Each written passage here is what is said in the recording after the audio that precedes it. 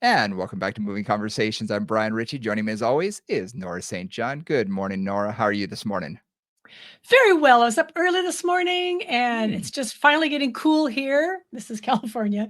So the leaves are changing color and we had a really nice sunrise where there was a little tiny finger, like a little tiny fingernail moon against these Hmm. really kind of pink and purpley clouds. It was really quite a beautiful sunrise. So it's a good day. It's a good day today. How about you? Nice. Nice. It's been cold. It's been chilly waking up. It's been in the 40s or lower. I think we had a couple days of like 34 degrees here in outside of Washington, D.C. So it was a little chilly leaving the morning. And yet, supposedly, tomorrow is supposed to be 80 degrees or 82 degrees. So it's going to be jumping around. I say right now, we have no idea what the temperature is going to be any day from one to another. So it's just like, okay, whatever. You guys are always jumping around. It's like bring a coat, bring a sweater, bring everything with you all the time, and you'll be fine. It's like traveling to San Francisco. You never know what Oh, you're going to yeah. get. You pack your entire wardrobe because you don't Yeah. know. It could be 90, it could be 30. You don't know. Yes. Right. Yeah. Yes. And it could be that the same day. You never know that either. That's right, that's right. No, I mean, yeah, the thing is, like, I have a sweater on today, and this is the first time I've had a sweater on. I had one on yesterday since, I don't know, except when I was traveling somewhere cold, it's probably been since March since I had a sweater on, because Yeah. California is much more consistent. Yeah, All this right, my is dear. definitely inconsistent. So, Yeah, so we uh have some ideas today, or some plans today yeah. based on what we did in a live episode with Level Up Movement Yep. recently. Yep. We did that on the 17th. We did uh, a workshop, an online workshop about sciatic pain. And so we thought this would be a perfect opportunity to dovetail this into the program that we're doing with Level Up Movement. Don't risk your discs. Uh, I think that's what we're calling it. Yeah. Yep. Yep, Don't risk your yep, yep. discs. So And Mystery Disc all about sciatica, all about something like that. sciatica. Yeah, our truth about sciatica. And it's basically, we wanted to clear things up because let's face it, I can't tell you the number of times I've had Yeah. someone come in, sit across from me, and during the medical, intake here, I have sciatic pain. And so they don't really know what that means. They kind of know what it means. They know the pain from it, but they don't Mhm. really understand it. So I thought, you know what? If they don't, there's a good chance that there's a lot of trainers and Pilates instructors and fitness professionals who probably don't really understand the ins and outs of it as well. So this gives us a good opportunity to dive into it. And one of the things that's challenging about it is sciatica is essentially a symptom. Hmm. So, in other words, what I mean by that is it can come from many different pathologies and many different diagnoses. It is a symptom. So, a lot of times people think of it as, a pathology itself, and it kind of is, but not in the same way that like a disc injury is, or a, labrum tear Hmm. is, or something like that. It really is kind of an umbrella term and can come from many, many different things, which is important to talk about and important to understand when you're working with somebody with sciatica. Yeah, so we're going to be diving into that today. As always, if you like what we're doing, hit the like and subscribe button.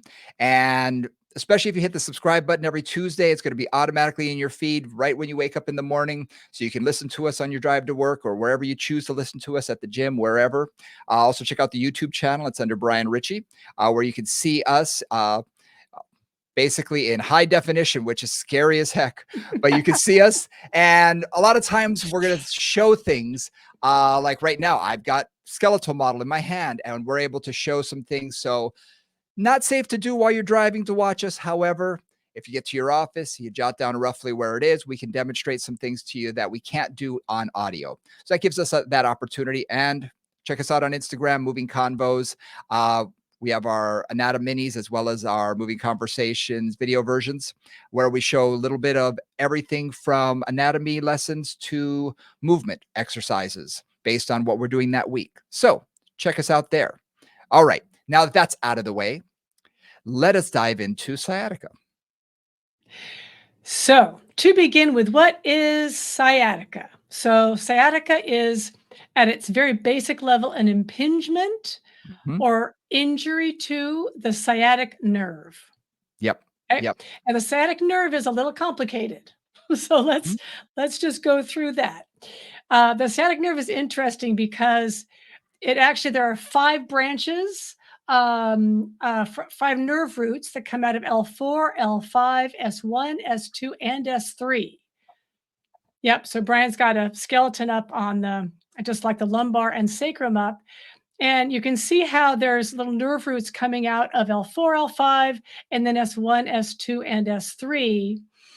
And those nerve roots then actually merge. So those 5 nerves come out and then become one nerve. And that Mhm. nerve goes through the pelvis, the kind of the back of the hips, if you will, possibly in many people through the piriformis muscle. That's important as we go. Then distributes itself down through the leg and then around the knee, branches into the peroneal and the common peroneal and the tibial nerves. So those go Mhm. down into the lower leg and into the foot. So that's just one of those things where the sciatic nerve essentially innervates the entire back of the leg, so all the hamstrings, and goes down into the lower leg and the foot as well. So an impingement on that nerve can lead to foot pain, knee pain, thigh pain, butt pain, back pain, any of Mhm. the above, or all of the above. Yep. Yeah. And what's interesting is based on where the impingement is, that pain will be in different places, and it's called a dermatome. And basically, the where that nerve actually runs to, where that impingement is, if it's at L4, L5 versus, let's say, S1 nerve, it's going to affect where you're feeling it differently. So I have had some people where they say, "Oh, I just feel it on the outside of my calf." And I'm saying that because that's where I have mine. I've got a disc issue that I had since I was in my 20s, and I have a little bit of numbness out there. It's been there forever. Totally used to it. Don't even sort of notice it anymore, but it's still there a little bit. It just reminds me occasionally, especially when things are a little active in my low back. It's like, "Oh, I kind of feel that just a little bit." And so what you and I were talking about earlier is what some people don't realize is that you can feel it in just one spot that may be very distal to the place where you actually have that impingement. The other thing about any time you have a nerve impingement is depending on how and where the nerve is, let's say, compressed or injured, you'll have different symptoms because that Mhm. sciatic nerve includes both sensory and motor information. Yes. So for some people that compression or that irritation can cause muscle weakness because it's affecting the motor parts of that nerve. For other people, it's much more peripheral. So they really would feel like tingling or numbness, more sensory situations. And that can vary wildly. And again, can vary from minute to minute. I've had a lot of people with sciatica where it comes and it goes. So Mhm. my right foot's numb. Like in my case, my right foot goes numb. I get off my bicycle seat. I shake it out, it comes back. I get back on my bicycle seat, I ride for 6 or 7 miles, it comes back. Yep. So, depending on where your the pressure is, will affect it, and also how much of the nerve and where the nerve is being compressed, and what fibers in the nerve are being actually affected. Yeah. I I was speaking to a physician about this, and what he had told me is that the longer something is compressed, okay, that he says in general, the outside of the nerve is much more sensory, whereas the center Yep, of it is much more motor oriented. yep. So if it's just beginning and you have the outer portion that's being compressed, you'll have that numbness, tingling, radiating pain, down the leg to a certain spot, and it's incredibly irritating and feels like it's going to sleep. It can literally just drive you crazy. But if things are compressed over a prolonged period of time and it actually gets to the motor function, that's when you hear about things like drop foot. You Mhm. hear about people who, and this is a big one for when you're talking to doctors, you can't go upstairs, you can't go downstairs. Your leg just gives Mm, out on you. You right, literally sort of right. lose function, and I've got a person, a client who actually had that happen to him, and he had none of the first portion of the symptoms, though. No He numbness, didn't have tingling, no grating numbness, pain, tingling, none of that, just motor? just motor, and Oh, that's what's disturbing. interesting is he's a diabetic. Oh, So mm, when he started getting that feeling in it, when he started, not being able to utilize his leg, he got very weak. And I was working with him and he said, I have this incredible weakness in my right leg. went to the doctor. Because he's a diabetic, they immediately looked at peripheral neuropathy. They took the next 6 months focusing only on the diabetes. Only on the diabetes. It wasn't until he went to his wife's rheumatologist who actually said, "Oh, no, this is arthritis of the spine. You just have compressed your sciatic nerve." Once that was diagnosed properly, decompressed, suddenly he was able to use his leg. He gained full function again, and he was perfectly fine. But for him, he didn't have the sensory component, which can happen for some people, where it literally just affects the motor aspect. And we really wanted to bring this up in terms of sciatica because it has so many ways of showing up in the Yeah, body. And it is not uncommonly misdiagnosed in about 5 different ways. So yeah, Brian, that's a really good one to talk about, that the doctor gets focused on the diabetes because, diabetic neuropathy is really common, that the very nerves just common. start to die. But typically, I mean, in my experience, that shows up as the feet become really kind of numb and insensitive. It doesn't Exactly. usually show up so much, at least in my experience, as As weakness. motor. It's often bilateral too. Mhm. Right, I know for the clients I know that have it, it's more bilateral. So weakness on one side wouldn't necessarily be something that I would immediately think diabetic neuropathy. I had a Yeah. client who was similar situation, had pain in her foot, and was treated for plantar fasciitis Mm. for I think 6 or 8 months before they looked up the chain and realized, oh no, it was compression at L4-5. And Mm. and it was basically a sciatic situation where there was a disc problem that was compressing that nerve. And in her case, the only place she felt it was in the foot. She had no local pain in the back. She had no local pain in the hip. She just Mhm. had this kind of burning, really kind of fairly continual pain in the foot. And And now what's interesting, don't mean to yeah, jump in on you. If someone has foot pain, often what are they gonna do? They'll probably go to a podiatrist. They'll probably right. go to a foot doctor Foot guy. Yeah. who's going to look through their own, I hate to use the word narrow, Their but lens. their No, their their lens. lens that They're they're going to they're look at what pref are the options for me. for them, you Yeah.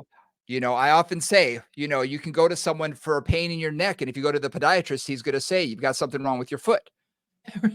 Right. because Yeah, that's what exactly. they're looking at. They're looking through their lens, and there's Yeah. nothing wrong with that, but they can become very, centered on that and looking for a problem that may be somewhere else. So that's a great example. Yeah, both these are really good examples. And one of the things that you can do as a practitioner, this does take some time and experience, but I do say this a lot. If it doesn't smell like a duck, it's probably not a duck. Yeah. Which and the reason I say that is because once you've dealt with clients for a while, especially like Brian and I both have dealt with a lot of clients with a lot of different physical issues over time, and you kind of like get used to, oh, this one is going to do this and this and this and this, or these are the typical ways that this progresses or this regresses or this gets better. Mhm. And every now and then you get a client where it's like it is just not following any of the usual pathways. Yep. Another case study that I had was I had a client who had, again, sciatic pain, that was going down, the outside of her right leg. Mhm. And so we're assuming it's in the spine, it's in the spine, it's in the piriformis, it's in the spine, like we're all thinking that. And she had X-rays, and there was some minor arthritis and other things, which may have been part of the issue. But what was really interesting was, again, a few months later, because sometimes this takes time to unravel the threads of a particularly complex situation. It turned out that she actually had a fibroid, a large fibroid on Mm. her uterus that was pushing back into her sacrum and compressing the sciatic nerve from the inside of the sacrum. Yep. And that's the only time I'd ever seen that. But it was another reminder that if something is not responding the way it usually does, like look Mhm. deeper, ask somebody else to look at that. So that's a situation where a gynecologist would have diagnosed that, not an Mhm. orthopod, right? So again, what is the lens they're looking through? One other situation, and you just always have to be aware of this, is low back pain of all kinds is extremely common with almost any version of cancer. Yes, I was just And gonna say. that just gets really tricky. Yeah, I was literally talking yesterday with a client about this who has a family member who has had a history of uterine cancers Mm, and things mm. like that. And she suddenly started experiencing low back pain. And I said she needs to get in to see her oncologist immediately. I Yeah. said one of the most common referred pain signals is low back pain Yep. when they have something to do with the uterus or something of that nature. A story I've told you this, I've shared it a number of times and probably on the podcast, and I'll share it again for the new listeners. I had a client who started experiencing greater trochanteric pain and automatically assumed she was very lean, very, very lean. Everybody assumed that it was bursitis. She didn't have time to go see a doctor, refused to see a doctor. Uh, After multiple years of me telling her to, I finally said, I'm not working with you again until you see the doctor. She went in. The doctor said it's bursitis, gave her a shot of cortisone, no problem. Well, that didn't help at all, zeroed. And the doctor wanted to do an MRI. She didn't want to do it. I held her feet to the fire and said, I'm not working with you until you have it because I need to know what's going on. Well, she called me afterwards and she said, you may have saved my life because they found a neuroendocrine tumor the size of a softball that was actually pushing on things that was giving her the referred pain right at the greater trochanter. And unfortunately, she did not, survive because she waited so long, which is Yeah. one of those things that I tell people, look, like you said, if it quacks like a duck, smells like a duck, but it's not a duck, Right. Gets better like a duck. yeah, you need to Yeah. get someone else to look at it and Yeah. you need to take it seriously. And I think a lot of times as fitness professionals, people ask us questions all the time about things like that. And I am one to refer out very quickly because it's like, look, I don't know. I'm not a physician. No, I'd rather know. I want to know what it I is wanna know. because Yeah. if I know, then I could say, "Hey, look, okay, it's this, and this. We can deal with that." Or it's this and this, and that's beyond my scope of practice. Let's have you go see a physical therapist or someone else Yeah. first, and then come back to me. Yep. So I want to make sure that I can stay in my lane. But until I know exactly what it is, then we can't deal with that. And with sciatic pain, especially, there are, I think I counted once 13 plus things that can lead to sciatic pain, That seems about right. I've never because counted it, but that seems about right. I just started writing them down one day and I Yeah, think I yeah. got to the number 13 before I stopped counting. And Right. because anytime you have a compression of the nerve. So could it be a disc? Yes. Could be a bulging disc or a herniated disc. Could be spondylolisthesis or stenosis. Could be central stenosis. Could be piriformis syndrome. Could be, I mean, all of these things could be a subluxation of the vertebrae. I Mm. mean, there are so many Yeah. different things that it could be. And we don't know for sure. I haven't got x-ray eyes. I can't take a look at someone and immediately say, oh, you've got that. Heck no. None of us do. So until we know exactly what it is, we really, from a state of knowingness, we can't work with that person and really know if what we're doing is appropriate or not until we have the proper diagnosis, or at least Yeah. a doctor to look at and say, I think it's in this direction. Right. Exactly. Yeah, absolutely. And that's so we haven't talked a whole lot about referring out on this podcast. Occasionally we do, but We I think mention this it, is but not. yeah, I mean this is definitely a situation where, to Brian's point, sciatica could come from, just very simply with low back pain, a disc problem Mhm, where we lean in a certain direction in terms of lumbo-pelvic position and that kind of thing, right? We're generally going sort of neutral towards extension to try to minimize pressure on that nerve. Or it could be from osteoarthritis or spinal stenosis. And mhm. that's going to be a different protocol in terms of how we work with them as movement people. And if they don't particularly have low back pain, we may not know, Yep. like that the symptoms are all like in their leg or in their foot or something. We're not necessarily going to know which one it is. Like we're not going to know why that nerve is compressing. And yes, we can we can experiment on our clients because we kind of do all the time anyway, but we can experiment on them and see what works better for them.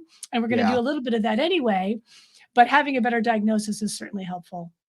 absolutely. Yeah. Absolutely. And what we're going to find is there are certain what I call telltale signs, and I'll Hmm. share them here. Nora and I have talked about this in the past when we talked about, low back pain. What makes them feel better? What makes them feel worse? Yep. Because if you are working with someone and putting them in a posterior tilt where their back is more flattened lying down, makes some of their symptoms go away, then maybe that's the way to work with them until things get better. If they need Yep. to be in a more arched position, I'm thinking I have a client right now who was working in the garden way, way, way too much, forward flexed, way, way, way too much. And guess what? She irritated a nerve. So for her, and first thing I asked her, what feels better, sitting or standing? Standing. Yeah. I Yep. cannot sit. She feels better in a little bit of extension. So guess what? Anytime I had her on her back, I made sure she was propped up into a little bit more spinal extension to relieve some of that pressure. And she felt great. And I would just bring that up because that's like, again, there's all kinds of complicated ways to figure these things out. But are you more comfortable sitting or standing? Is a classic one for me. Like that's kind of a quick and dirty. Sitting generally, they're going to be more inflection. Standing generally going to be more extension. There are exceptions. I think of one client who stood with such a deep posterior tilt that they're practically flexed in standing, but that's Mhm. unusual, right? If their standing posture is really, really, really tucked under, that doesn't give you as good a clue. But most clients don't. Right. They stand up and there's a little curve in their low back, and you can say, "Oh yeah, that feels much better." That's a quick like flexion or extension preference for that client. So I want to highlight that because Yeah. that's a useful tip there. And feel feel free to go back into our archives. We've done a lot on the low back. Yeah, We're going to do a lot more on the low back in the future. That's a topic that it's an we generally come ongoing. back We to. It's cycle back. ongoing for all of us. Yep. We're going to bring it back up, but feel free to go back and look at things that where we've talked about, disc issues and pelvic bias and extension or flexion bias, because those are important things to understand as a movement professional, that Yep. you can still work with these clients. We just have to keep them safe. And if we get Mhm. the thumbs up from their physician. So just something to think about. So coming back to sciatica, a couple of things that I want to bring up. So one thing with sciatica is sometimes, again, playing with a flexion bias versus an extension bias when they're supine, when they're standing, when they're seated, and just understanding, do either of those positions decrease their symptoms?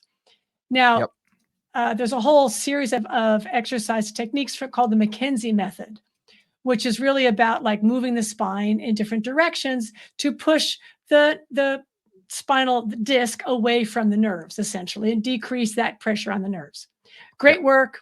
Look into it if, and I'm sure Brian, I've talked a little bit on this podcast, but maybe Yeah. not so specifically. But anyway, so that can be one way to think about it. The other thing too that I look at though is what's happening peripherally, because sometimes, yes, there can be a central issue, but it will often influence things distally. So, Mhm. one really classic one is if there is a sciatic impingement, maybe at the spine, maybe not, there'll almost always be tightness in the piriformis and in the glutes. There will very often be tightness down the lateral leg, the IT band, the Mhm. lateral thigh, often even down into the lateral foot, sometimes the medial foot too, but a lot of times the lateral foot. So if there's tension there, sometimes I can relieve symptoms by releasing those tension patterns. Right. Mhm. Yes, there's all the spinal stuff as well, which we'll go into more detail on. But sometimes I actually can start distally with something like taking a ball. You know, I usually start with about a 5-inch playground ball, relatively firm, but not like a tennis ball or a handball at this Mm-mm. point, and work on releasing the glutes, releasing kind of going all around the hip, the back of the hip. Yep. And if there is sciatica, if there's active sciatica with this client, even if it's either at that moment or that's what they often get, I won't go to what I call the bullseye, right? So in other words, the bullseye, like if you put your fingers in basically what would be the middle of your butt, which is a funny thing to say, the middle of each cheek, I should say, not the Yep. center between the cheeks, right? You put Where your your thumb in there. wallet would be for men, There where you your go. Thank wallet is, you. right there. Right? If you put your thumb in there, you'll often feel like one side feels kind of like icky and almost bruisey. And that's typically a sign of a bit of a muscle spasm in that area. Mhm. And that alone, that's called piriformis syndrome, that tension can all by itself, without any spinal issues, lead to compression of the sciatic nerve.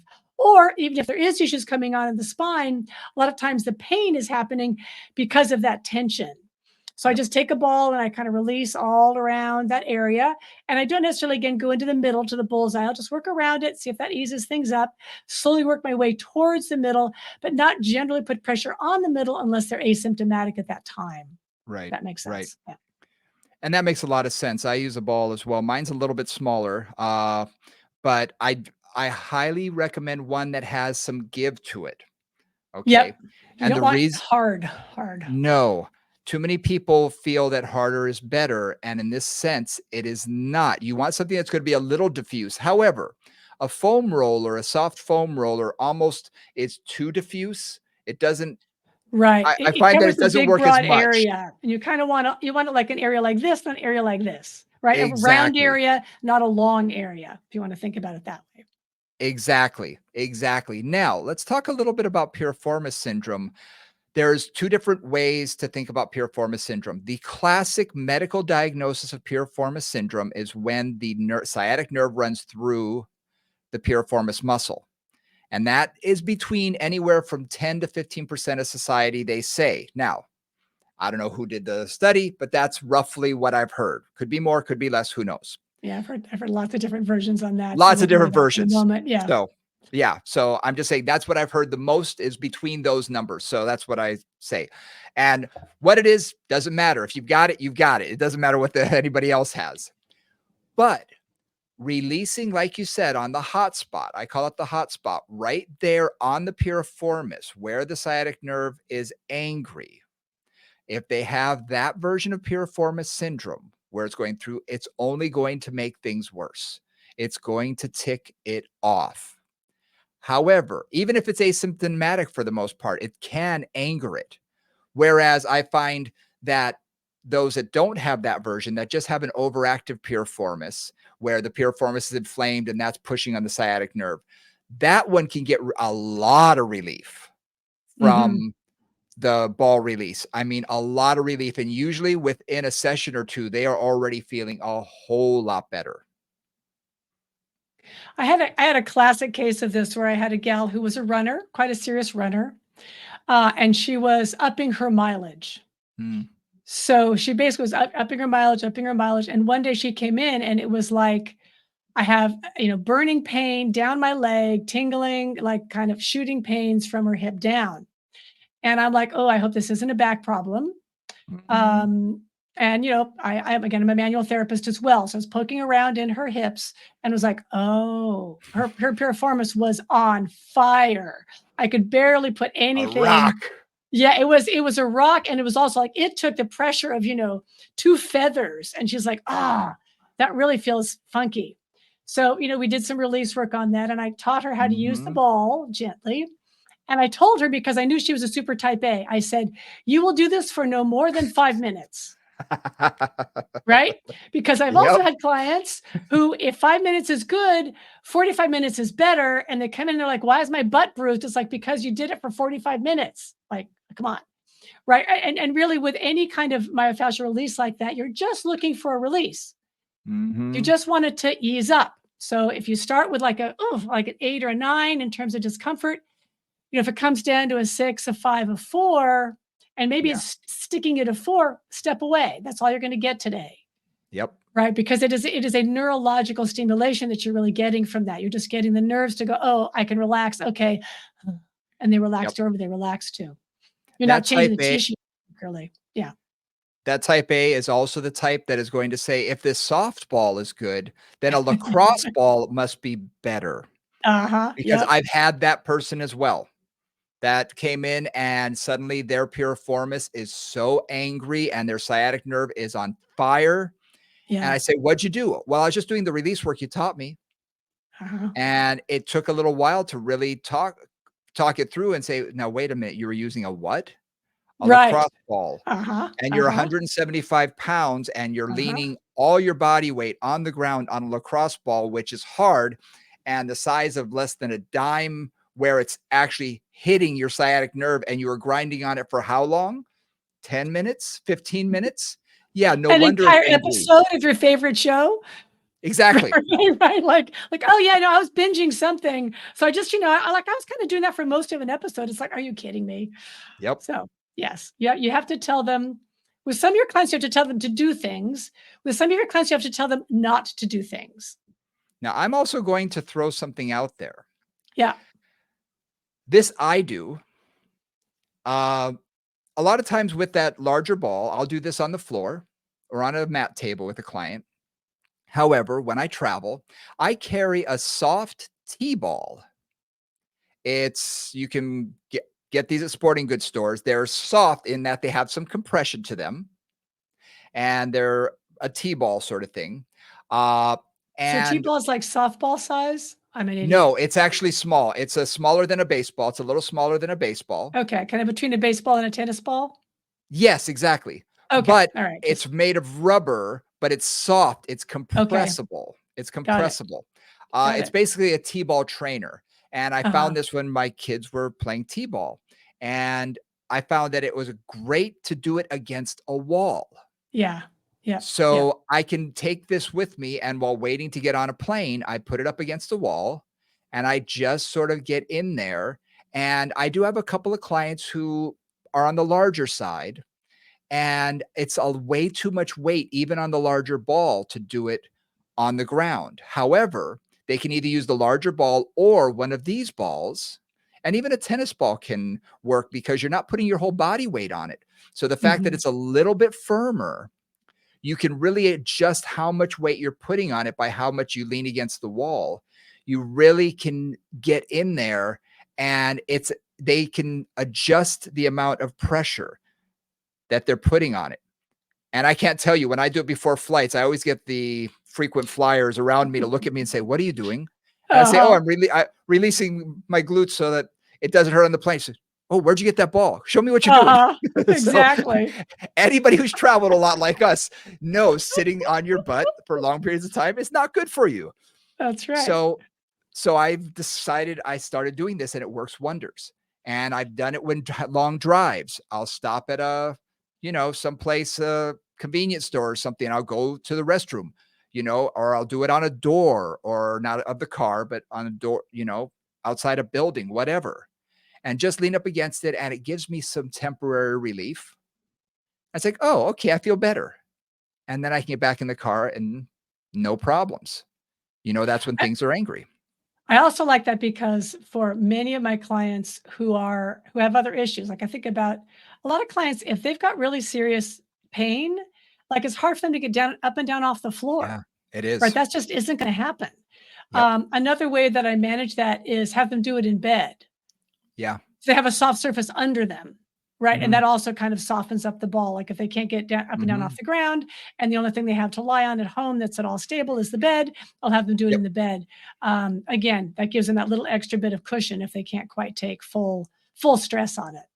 And something is better than nothing. Yeah, absolutely. Okay, so a lot of times my brain immediately goes to, "But it's such a soft surface, are they really getting it?" You know what? For some people, it's enough.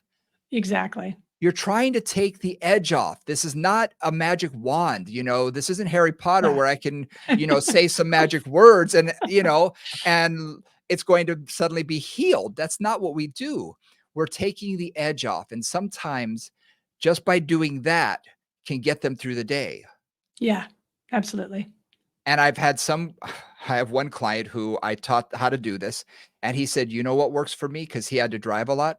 He said, "I take a dog toy, a Kong, one of these oddly shaped dog toys, and Yep. they're hollow inside, so they have a little bit of squish, but they're hard rubber."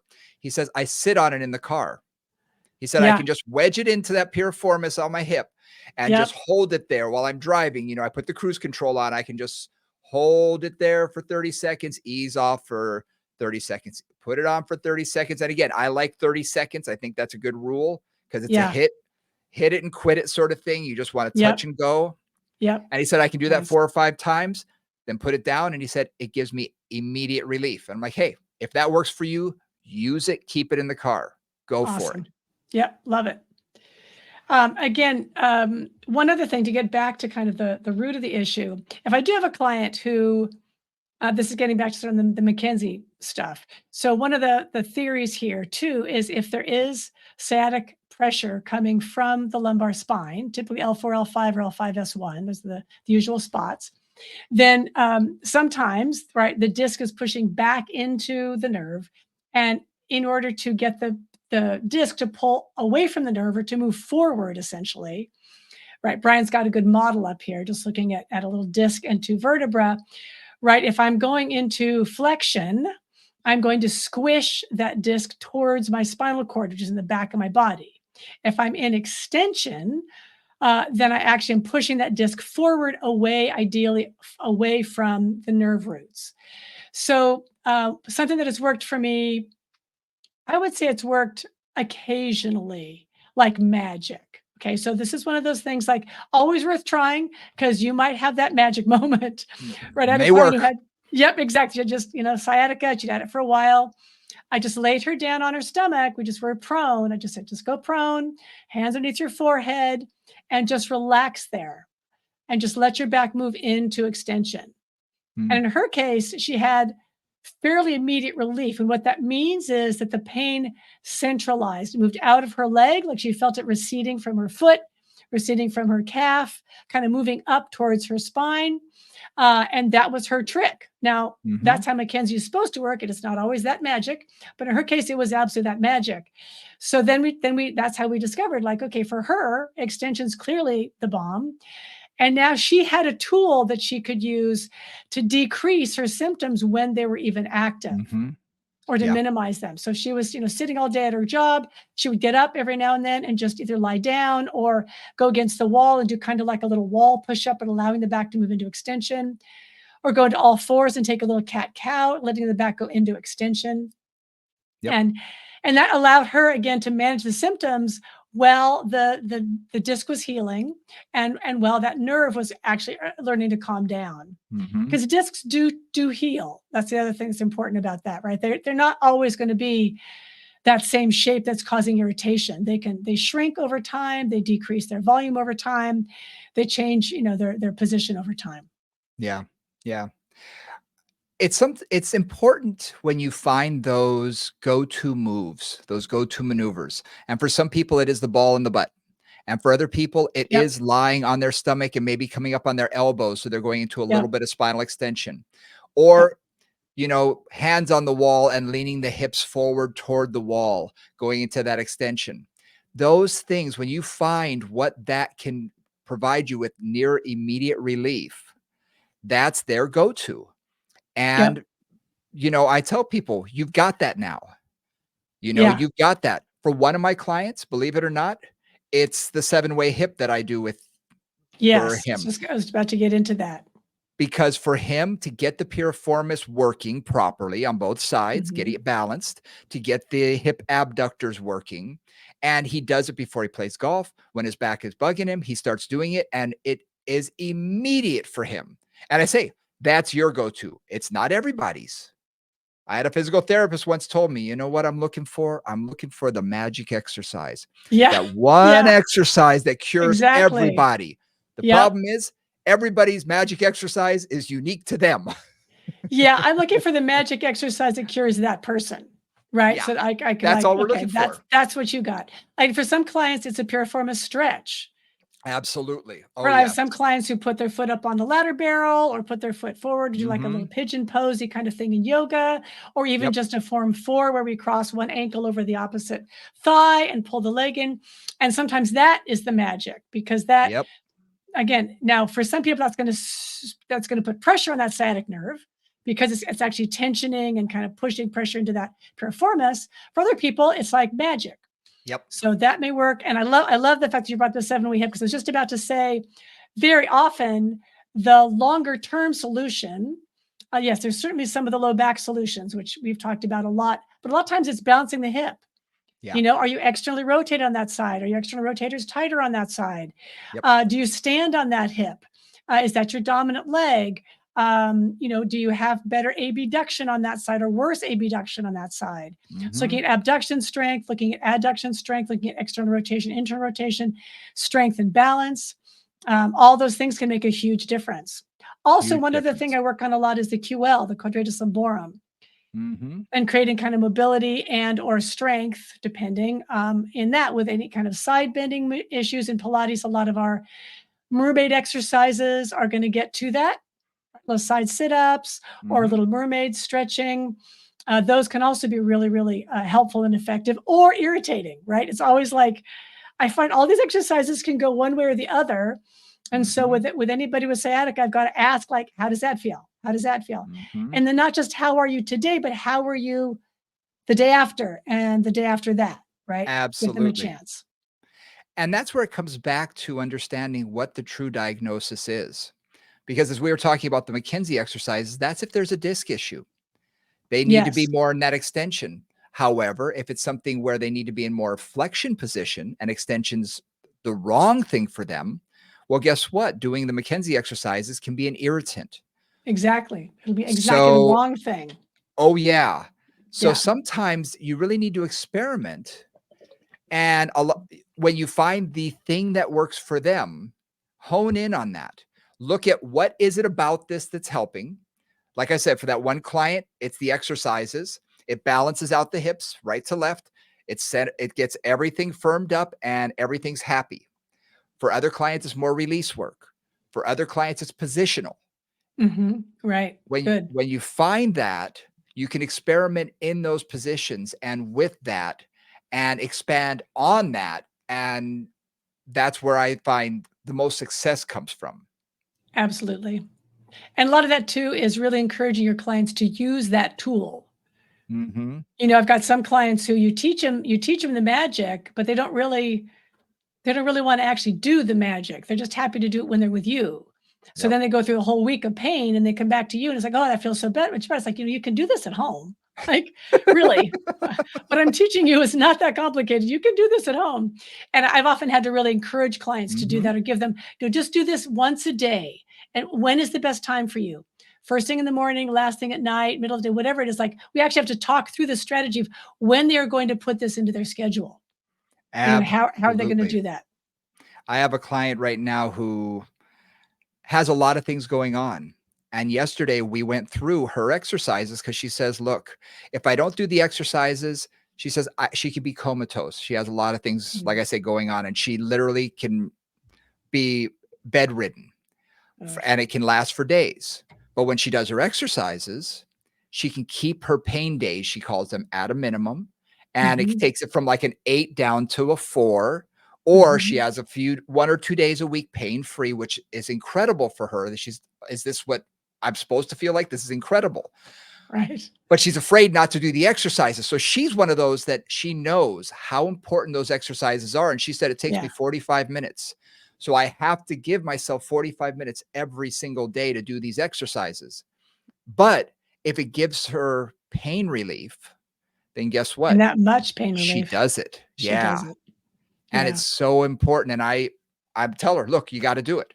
So we tried a few things to get that maybe down to 30 minutes, and say, try this. And if it doesn't work, go back to what you were doing. If it does work, okay, we can stick with this. But again, giving her the tools, because sometimes that's all we can do is give them the tools to do it themselves. We are not responsible for them, and they should not be dependent on us to, make it happen. We're giving them the tools for them to be able to do it. And I think that's very important to realize. And sometimes, again, with sciatica, it can be a management issue rather than a Mhm. purely than a curative issue, right? Meaning Yeah. that for some clients, like, I've had sciatica on and off for, I think it's been 40 years now. Lordy, lordy, lordy. Right, and Yeah. most it's not very bad, and I know how to and I know what happens, I know what to do, and I know how to manage it. But Yep. it is about management, for me. It's like I know, okay, well, that's happening. I've got to do this. I've got to do that. I've got to do these exercises, Mhm. and it may be calm for months and months and months on end, and then something will set it off again. Mhm. And oftentimes with sciatica, that's not uncommon for clients. So teaching them how to manage it and having them understand that it might be a management issue, and that's just a way to think about it, and also to understand that it's not like nothing is permanent. Mhm. Oftentimes there's a real mindset, especially with bad pain and severe situations. You're like, it'll never get better. It's always bad. Blah blah Yeah. blah. And the other thing that I really focus on with clients is that idea of how do you feel right now? Well, right now Mhm. I'm pain free. Good. Like enjoy, like notice the moments when things aren't as bad, right? Notice the Mhm. moments when you actually feel pretty good. Don't just focus on the moments when you feel bad because it's very easy for people in pain to do. Yeah. Yeah. And we've talked about, people getting hooked on their story and whatnot, and it's very true. I want them to focus on the good moments when they feel Mm. good, when they feel out of pain. And I often tell people the day you know you've turned the corner is the day that you realize, hey, that hasn't hurt in a couple days. I haven't thought about it Uh huh. all day. I haven't noticed it. That's when you're like, oh, thank God. Like it's sinking into it. You're forgetting to remember that it hurts, is how Bingo. I often put it, right? Yep. Yeah. And that's huge. And when that happens, I usually I start pointing at them like, yes, yes, awesome. I said, Progress. re- if that is progress because it's mental progress as well, because you're getting past it. And when it comes to sciatic pain, it can be something you and I both go through it. And it comes and it goes. And when it's there, I mean, I've told you this story many, many, many times. I tell people to name the pain, and Mhm. just say, oh, Uncle Frank's here. Cause we all have that relative that we can't stand. But you know what? Every once in a while they show up. It's like, damn. You're And you back know what? again. It's like Uncle Frank's here. Okay. And you know what? He's going to leave and Right. things will be back to Exactly. normal. Exactly. And when you can sort of put it as something that's not inside of you and it's something that's like, oh, it's Uncle Frank. He's here. Got it. And then it's gone. It doesn't, they're not taking it on as it's me. Yeah. It's not your identity. Yeah. And I love the fact that you turn it into a person outside yourself. Yeah. Right, because it's not like it's like my sciatic pain. It's like, "No, no, that's Fred, and Yeah. Fred's coming for a while. Fred seems to be an unwelcome house guest, and Yep. now, but I know Fred will leave at some point." Yep. Yeah. Yep. Yeah, Exactly. love Exactly. that. So just something that when I've told clients that, and it seems to help. It seems to Yep, help to take it out of their own body and make it something that's dissociated with their physical being. yep, So exactly. just an idea that you might be able to use with clients a little bit. Now, we've talked about so just to, like, go through this again. So we talked a little bit about what it Mhm. is. It's just impingement of that nerve. We've talked about mobilizing, so doing some release work can be helpful, either in the Stretching. piriformis or really all the way down, whether it's release work or it's stretching. Yep. We've talked about just stabilizing the hip through exercise and balancing the musculature around the hip. Again, not specifically, but that's the principle of Yep. that. Yep. One other thing that I want to mention two things. One is ergonomics. Mhm. So very, very often I find that a client is sitting in a position or has a ergonomic situation at their work or in their home office or at the coffee shop that is causing them irritation, right? And Yes. I spend a fair bit of time in a coffee shop because my husband is a total coffee addict. And so we go and I watch all these people, especially in the afternoon, on their laptops, right? They're sitting in a funky chair or a funky couch or Yep. something. The laptop is on whatever height that table is in front of them or on their lap, and they're looking down. Yep. Their shoulders are rounded, their head is forward, they're off in inflection, and they're focused on something way outside themselves. Yep. Right. And that's not even the worst situation. Then you've got people who are in offices where they're just ergonomic setup isn't ideal for them. They got a funky chair, they've got a funky this chair that like really pushes them back into flexion, for Mhm. example, or push them forward into extension. So I also will talk about driving, sitting, their work environment. Maybe they're standing for hours and hours and hours on a hard surface, like on a concrete Mhm. surface.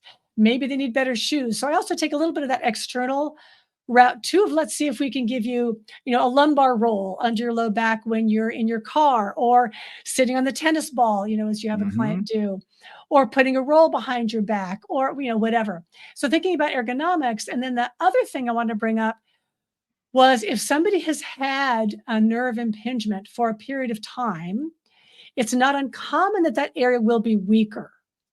Uh-huh. Even if the motor neurons are not necessarily part of what's being irritated by that. And so oftentimes with sciatica, I also have to work on strengthening that limb, sometimes forever. And Mhm. sometimes it will never, sometimes it doesn't quite make it back to the other limb or back to its previous state. But I've got to give it the opportunity to get some strength. Mhm. Absolutely. I wanna bring up one other position that we didn't talk about, and that's in bed. Oh, yeah. How Yep. many people have their computer or their iPad and they're Mm. slouched, their knees are bent, their computer or iPad is up against their knees, and they are in so much spinal flexion, Yep. their shoulders are rounded, their head is forward, and then when they wait, and they'll be that way for a long period of time. And then they wonder why, and they say, "Well, but at work, I have this great ergonomic chair. It's Right. awesome. I had an Right. ergonomic person come and set me up. My company had this, but so I don't understand why I'm in so much pain." And then you get back and you think when you finally get to that and say, "Well, what do you do after you go upstairs?" "Oh, I sit in my bed and read for 2 hours." "Oh, lying down, sitting. How are you sitting?" And Yep. that's one of those Yep. layers that you're peeling away the I layers of the know, onion going, always. "There it Where is." where is the issue? Where is the issue? Yeah. Yeah. So Yeah. you gotta sometimes look beyond just work and car Right. and go to because I found this out during COVID. A lot of my clients started Oh. taking meetings, in their pajama bottoms, but, Right. a nice top with their little Right, in Zoom bed with a in laptop in on their bed. lap. Yeah. Right. And they'd come to me and say, "Man, my back is just killing me." And Yeah. I'll say, "Well, you haven't been in the office. Where are you taking your meetings?" "Oh, I'm Yep. sitting at a high chair in the kitchen. I'm in bed. I'm in this. I'm in that." I'm like, Exactly. "Oh, okay. Well, those may not be the best positions for you. So let's take a look at all of that." Right, like, do you watch TV at night? What chair are you in when you're watching TV at night? Like, all those yeah. Again, this is always that peeling of the onion, because people Mhm. just they tell you what they tell you, and sometimes you gotta really dig. Like, the classic one for me was this client, I've used this story before, but who had all this hip and low back stuff, and it took me probably about a month or so until she told me, "Oh, yeah, I meditate in full lotus for 2 hours, 1 hour in the morning and 1 hour at night," right? I said the story a lot, and it was like, "Oh, that explains a few things," right? But she wouldn't have told me that because I talked about her work, I talked about her Yep. car. I didn't think to ask about her meditation position. Right. And finally that came out, I was like, "Oh, we need to modify that. Like, we need to work on that." So, it's that peeling of the onion. But I want to bring back to bed too, because Mhm. how many clients do you have that wake up in a lot of pain in the Oh, morning? yeah. Right? And sciatica is kind of classic with that. I have one a friend of mine actually who lived in a fourth floor walk up in Oakland, California here, Wow. and he had really bad back pain. And he found and he knew the mattress was part of the issue. And he found a company that would like let him test out the mattresses. So he actually he actually had these guys bring up 4, count them 4 queen size mattresses up and down his stairs before he found one that he could actually sleep on without being in pain. I love it. Now, that's what is that and he was a little bit of a fuss budget, so that is what that is. But that's what it took to get him, comfortable sleeping. So it's another thing to think about is do you need a soft Yeah. bed? Do you need a firm bed? Whatever. So spend some time working on that with SATA clients as well, because that can often make a difference. And just sleep position because I know that for me, when my back is acting up, lying on my back with a pillow under my knees sometimes helps. And guess Mhm. what? Sometimes it doesn't. Sometimes Right, I wake up and I'm exactly. like, ow, what did I do? You know you're getting old when sleeping hurts. You know that's when you're getting old. You slept wrong. Who sleeps wrong? It's a lie down thing. But yeah, you slept Same. wrong and you woke up and suddenly your back is hurt because you slept in or whatnot and you didn't move for 8 hours.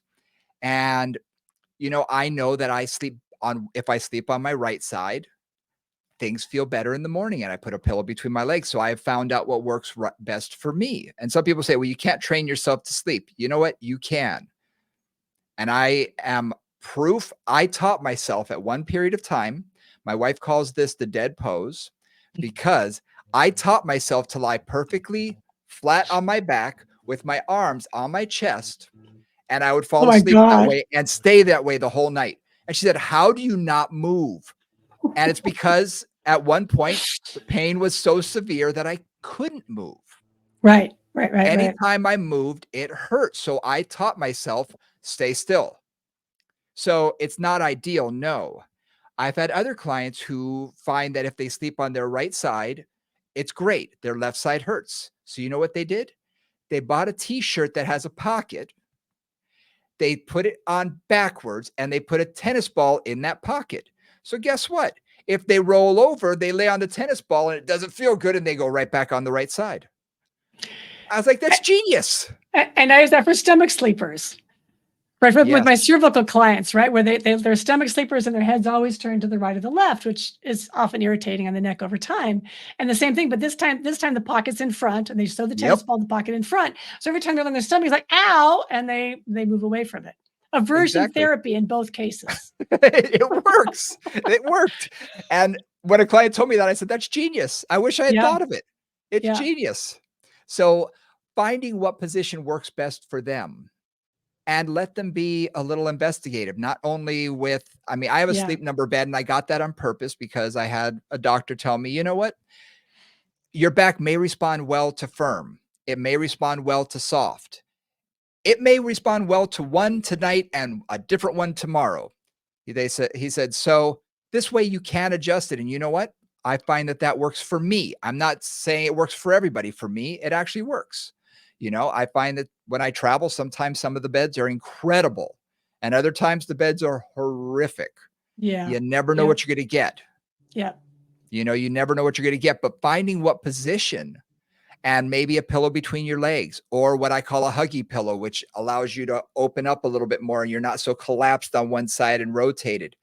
Whatever works for you that you find feels the best and can keep your back in a relatively straight position may help alleviate some of those sciatic signals. Well, if anything, this was a tips and tricks Yeah, for managing sciatica episode. I think that's really, that's what it was. It's like, exactly. here's all the things it can come from. The importance of getting a good diagnosis if you can, right? Really Yes. understanding what it's coming from. I think that's pretty important and often a neglected piece of the puzzle. And then management, tricks Hmm. like how are you sitting? How are you standing? How are you lying down? Does it need to be released? Does it need to be strengthened? Does the hips need to be balanced? What gives you relief? All those things. So, And part of our job is to put our Sherlock Holmes cap on yep, and really become a detective and figure out, okay, investigate this. What makes things feel better? And then go down that rabbit hole a little bit more and see, okay, does it feel better? Good. Try one more thing next time. Does that make it feel better? Good. Try one more thing and be able to build on that didn't feel good. Okay, erase that. That position didn't work. And by investigating, you hopefully will be able to find a series of things that helps the client get them to the point where that sciatic pain can recede and reduce. And hopefully, you know, hopefully will eliminate over time as these things often do. yeah, exactly. All right, Yeah, so we there covered we a lot go. of things today. We covered a lot of things. Hopefully, if you have sciatica or have clients with it, hopefully you got a few tips out of this because there was a Yep, lot of at least principles, practical principles that you can use in working with your clients, and yep, hopefully they will help you to improve those symptoms and manage them more effectively. absolutely. Well, thanks a lot for joining us here at Moving Conversations. As always, hit the like and subscribe button. We'd appreciate it. Check us out at Moving Convos on gmail.com if you want to email us with any suggestions, or let us know what you've used in the past to help you, eliminate sciatic pain. We'd love to hear from you, or you can DM us through Instagram. Moving Convos on Instagram is the best way to get in touch with us. DM us there and let us know, or comment on our videos and let the world know what works for you. We'd appreciate it. So for Nora St. John, I'm Brian Ritchie. We will see y'all next week. Bye, guys.